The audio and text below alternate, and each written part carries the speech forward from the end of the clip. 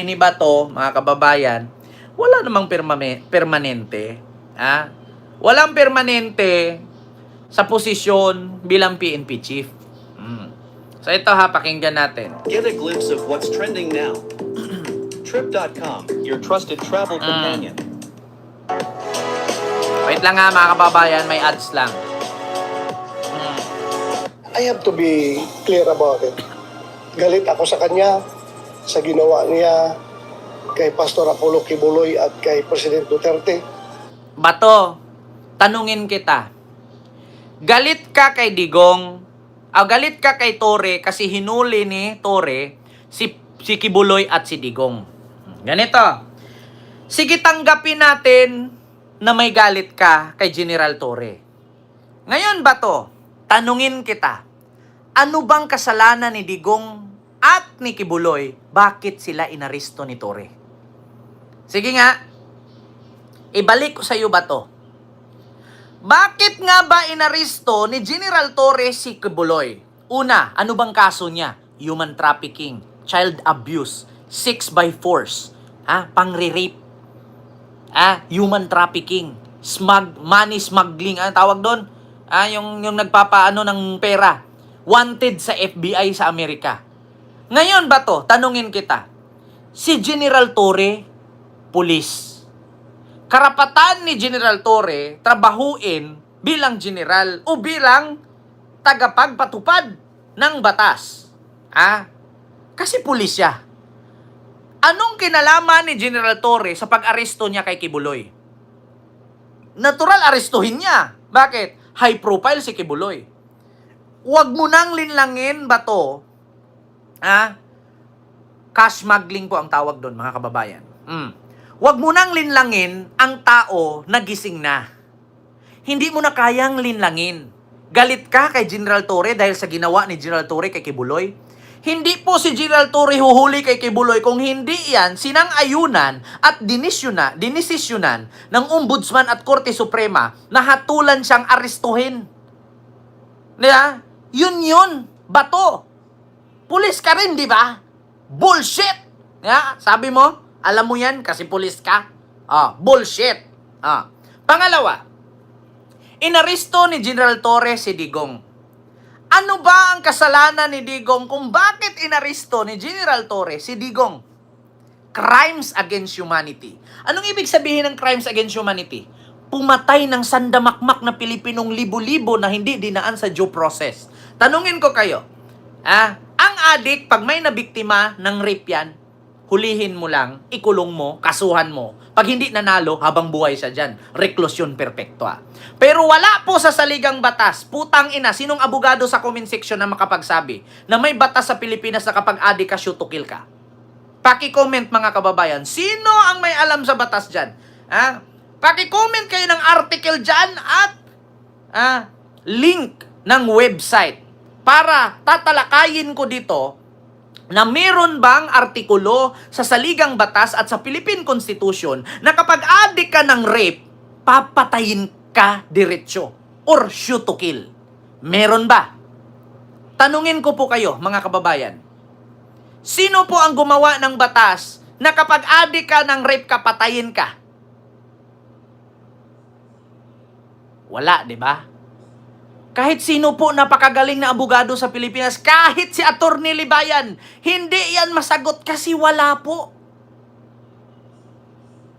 Kahit si Attorney Libayan ang tanungin mo dyan, wala po sa saligang batas na kapag adik ka, nakita kang ng rape, patayin ka. Hindi po tayo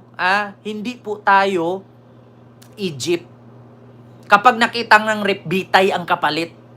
Hindi po tayo Arab country na may Sharia. Wala sa saligang batas. Ngayon, ang tawag sa kaso na yon na libo-libo ang pinatay, crimes against humanity, torture, rape. Yan po ang kaso ni Digong. Ngayon, nung hinuli ni General Torre si Digong Bato, nagalit ka? Diba? Di ba senador ka, Bato? Yan lang ang tanong ko. Saan po sa saligang batas? Ano pong Republic Act yan? Ano pong article yan na nakasaad? Kapag rapist ako, nang rape ako, papatayin ako diretso. Wala, di ba? So dapat lang si Digong makasuhan. Dapat lang si Digong makulong. Bakit? Yun bang mga pinapatay niya? Di pinadaan ba niya sa due process? Pinapakain ba ng pansit? Pinapasakay ba ng private plane? Bago ikulong? Dinala ba sa dahig? Kung due process lang ang pag-uusapan, sobra pa sa due process ang paggawa kay Digong. Hinuli si Digong, naka-oxygen pa, pinapatulog pa ng ilang oras bago dalhin sa dahig. Tapos sasabihin niyo walang due process, kinidnap. Sa salita pa nga lang ng kidnap, nakakahiya na eh. How could you call kidnap sa isang matanda? Dapat old nap. Paano mo sasabihin kinidnap? Tapos matanda ang hinuli. Sige nga, DDS, di ba mga bubo kayo? Paki-react. Paano mo nasasabing kinidnap si Digong tapos 80 anyos na? Dapat old nap na ang tawag dyan. Paano mo sabihin kidnap? Putang ina, lakas ng loob ninyo Kidnap? Tapos matanda na? Old nap na dapat yun. Kung due process lang ang pagbabasihan, mas mahigit pa sa due process. Pinapatulog pa, may oxygen pa, hindi naman nakasaksak. Tapos pinasakay pang private plane. Tapos sasabihin pa ni Bongo doon, wala siya sinilas. Nakapaa siya. Kawawa siya. Nakapaa. Tapos nung sinilip ko sa private plane, nakasapatos naman. Adidas pa. Di ba?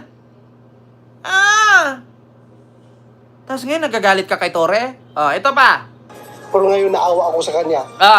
Dahil after nung ginawa niya lahat-lahat, binigyan siya ng posisyon, tapos sinibak lang rin siya. Bato, wag kang maawa kay Torre. Kasi baka yung sinasabi mo, pag sinagot ka ni General Torre, pag hinuli ka ng ICC, baka si General Torre ang maghuli siya at sasabihin ni General Torre, noon naawa ka sa akin, sinibak ako. Ngayon ako ang maghuli sa'yo. Kakaawa ka dun. Ultimo pamilya mo, may oras lang. Tandaan mo yan, Bato. Itaga mo yan sa bato. Yang awa mo kay General Torre, mas nakakaawa ka kapag ikaw ay inaristo ng ICC. Tandaan mo yan, Bato. Naawa ka kay Torre? Binigyan ng posisyon, 3 buwan lang, sinibak na? Baka pag inaristo ka ng ICC, tandaan mo yan, itaga mo yan sa bato sa kintab ng noo mo. Matatandaan mo yan, Bato. Yan ba ang resulta sa kakakain mo ng sinigang na kambing sa bukid nyo? Di ba ang hilig mo magsigang ng kambing? Ever sa serbisyo at maaaring ma-relieve o mapalitan sa pwesto ang sinuman sa Philippine National Police. Ito ang binigyan din ni Senador Ronald Bato de la Rosa bilang dating hepe ng PNP matapos biglang alisin si Police General Nicolas Torre III bilang Chief PNP. Bagaman may haka-haka ito kung bakit natanggal si General Torre sa liderato ng pambansang pulisya, ipinauubayan niya sa Malacanang ang pagpapaliwanag. I don't know if he did it now without the clearance of Malacanang, then maybe meron siyang nasagasaan. Ito ang pinapakalat nila ngayon. Kaya daw tinanggal si General Torre kasi baka daw may nasagasaan. Ito na. Bato, paano kung next month or next second month, idiniklara yan si General Torre sa panibagong posisyon? Sasabihin mo na naman, iba pala yung nasagasaan niya, elevator pala kaya umakyat. Sabi ko sa iyo, Bato, hindi lang DDS marunong gumawa ng drama. Sabi nga ni F. Elisa, do you think yung ginawa ni Maharlika, grupo ni Sara, hindi ko kayang gawin yan? Remember, asawa ko presidente. Kung kaya nilang gawin sa amin yan, kaya ko ding gawin sa kanila yan. Remember, my husband is a president. He is a powerful. Sabi ni First Lady Lisa yan, kung kayang gawin ng mga putang inang bubong DDS yan, kaya din gawin ni Lisa yan. Presidente si Marcos. Kayo, kung kaya nyong magdrama dyan na may gurgur-gurgur, kaya din gumawa ng drama ni Marcos. Presidente. Diyos ko, kayo nga kaya nyong magnakaw eh. Kung presidente pa kaya, hindi kayang magnakaw? Kaya! Presidente yan eh. Ako na, Bato, Kayo nga na kaya ninyong i-dismiss yung impeachment ni Sara na senador lang kayo, ha? Paano pa yung presidente na hawak kayong lahat? Pag tinanggal ni PBBM yung konstitusyon sa konstitusyon na i-abolish ang Senado, sa tingin nyo may magawa kayo? Tandaan ninyo, Bato, hindi kayo miyembro ng X-Men na kapag tumagos ka sa pader, kapag bumangga ka sa pader, tatagos ka. Hindi kayo miyembro ng X-Men. Tandaan ninyo, ang presidente, pader yan. Kapag binangga mo yung pader, mabukol ka. Tandaan ninyo, kagawad at chairman nga lang mag-away, hindi nga mananalo ang kagawad sa chairman. Hindi kayo miyembro ng X-Men. Pero si PBBM, kahit hindi ka X-Men, pwede kanyang gawing X-Men. Presidente yan tanga ka ba? Chairman nga at kagawad mag-away, hindi nga mananalo ang kagawad kasi chairman na yun Yakult mo na kayo para everyday kintab ang noo. Diyos ko naman ba to? Para ka namang hindi nag-PMA. Parang hindi ka naman humiga ng higaan na hinigaan mo tinapay sa loob ng training camp. Diba? Para ka namang hindi tinusukan sa dibdib ng arpiler. Nang hindi mo alam yan. Di ba pulis ka? Sabi mo, ang trabaho ng Interpol. Bullshit. Sabi mo. Bato, huwag kang magsalita ng patapos. Alam niyo ito mga DDS, minsan advance mag-isip pero bubo. Ito.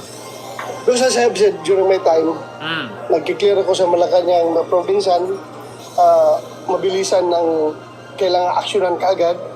Nag-issue ako ng orders din later on, I just inform Malacanang. Maaari din naman anyang voluntaryong magbitiw si Torre upang ipaubaya ang 4-star rank sa papalit sa kanya.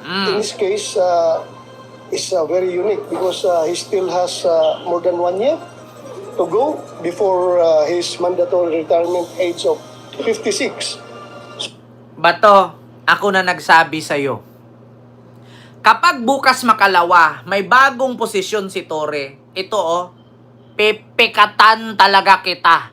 Pipikatan kita ng dalawang mata ko. Naawa ka kay Torre ngayon? Si Torre, Bato, kahit magsirko balintong yan, kahit maglulo yan sa harapan mo, hindi yan huhulihin ng ICC. Pero ikaw, Bato, ikaw ang nakakaawa. Ngiti-ngiti ka pa ngayon. Tago-tago ka na rin later. Ngiti-ngiti ka pa ngayon. Tignan mo, pag dumating ang warrant ng ICC, sabi ni Trillanes, maybe end of this year or early this year. End of this year or early 2026. Kapag lumabas ang warrant, Bato, ako na nagsabi sa'yo, itaga mo sa Bato, mas nakakaawa ka kay Torre. Real talk lang. Mas nakakaawa ka, Bato. Mark my word. Yung sipon at luha mo, magsalubong yan. Mark my word. Huwag mong kawaan si Torre.